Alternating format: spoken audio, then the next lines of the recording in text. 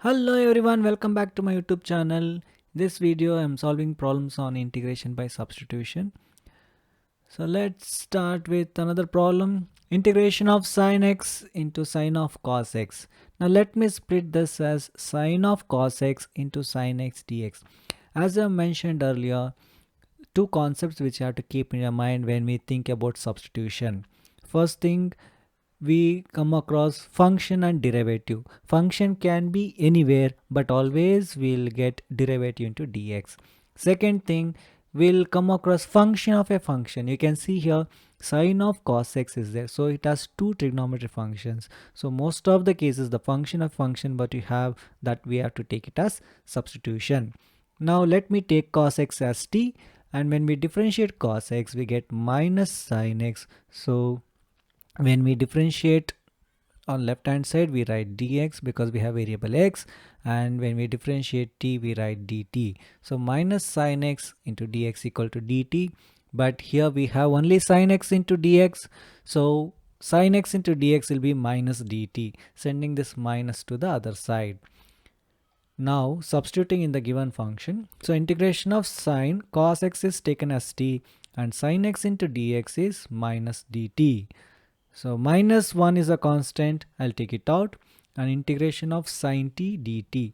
So as we all know, integration of sine x with respect to x is minus cos x. So integration of sine t with respect to t will be minus cos t. As I've told, integration is independent of variable. So you get minus into minus cos t, which is plus cos t plus c, and t is cos x. So cos of cos x plus c is the answer. So now let's see what is our next problem. So integration of 1 by x plus x log x. Now here first thing we can observe is log x is there. So if log x is there, its derivative will be 1 by x. And we can observe here we can separate the x in the denominator and take that as 1 plus log x into x, taking x as common. And the same thing I've written in a different way just to understand the substitution. Now it's very clear that we have to take 1 plus log x as t. As I said, function can be anywhere, but derivative into dx will get most of the cases.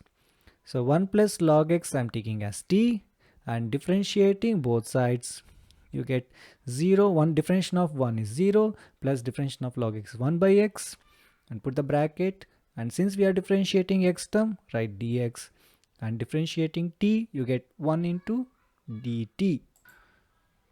Now this will be 1 by x into dx is equal to dt. So we have integration of 1 by 1 plus log x I've taken as t, and 1 by x into dx is dt, and 1 by t is of the form 1 by x. So 1 by x with respect to x is log of mod x. So 1 by t integration will be log of mod t, and we have to add one constant c at the end after we integrate every function. Now replacing the value of t, you get log of 1 plus log x plus c is the answer. In this problem, we have sin x by 1 plus cos x. So this is not in a standard form. We have to think about substitution. As we can see, you can locate function and derivative. So 1 plus cos x or cos x, if you just think as substitution, differentiation of cos x will be minus sin x. So we have sin x into dx, minus we can manipulate. So the same function I've written in a different way just to show that we have derivative into dx, and I'm taking 1 plus cos x as t, and differentiation of 1 is 0 plus differentiation of cos x is minus sin x, put the bracket because we have two terms here, into dx because we are differentiating x term, and right hand side differentiation of t, as you know differentiation of x is 1, so differentiation of t is 1 into dt we have tried because we are differentiating t term. Now minus sin x into dx equal to dt, we know we have only sin x into dx, so sin x into dx will be minus dt. Coming back to the problem here, 1 by t, 1 plus cos x is replaced by t, and sin x into dx is minus dt. So minus 1 is a constant, we'll take it out, and integration of 1 by t is log of mod t. So like this we can skip few steps, few simple steps, and now substituting back the value of t, you get minus log of 1 plus cos x plus c, and that's the answer. The next problem is similar to the 21st problem here. So sin x by 1 plus cos x the whole square. So the function, you can see it is 1 plus cos x, and its derivative you can see here sin x into dx. We can manipulate the constants. So the same function I've written a different way. So I'll take 1 plus cos x as t, and differentiation of 1 is 0, and cos x is minus sin x, and since I'm differentiating x term, we'll write dx, and right hand side differentiation of t is 1 into dt. So minus sin x into dx is dt, sin x into dx is equal to minus dt, because we don't want negative sign here. So now here it is 1 by 1 plus cos x is t, so 1 by t square to minus dt. Minus 1 I'll take it out, and 1 by t square is not a standard form, so I'll bring it to x to power of n form. This is something like 1 by x square, so we'll bring it as x to power of minus 2. Same way t to power of minus 2.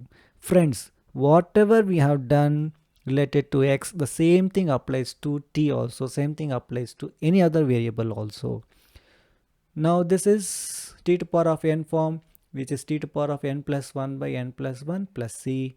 So minus of t to power of minus 1 by minus 1 plus c. Minus into minus will become plus, or multiplying and dividing by minus 1, you get positive, and t to power of minus 1 is 1 by t plus c, and 1 by 1 plus cos x plus c.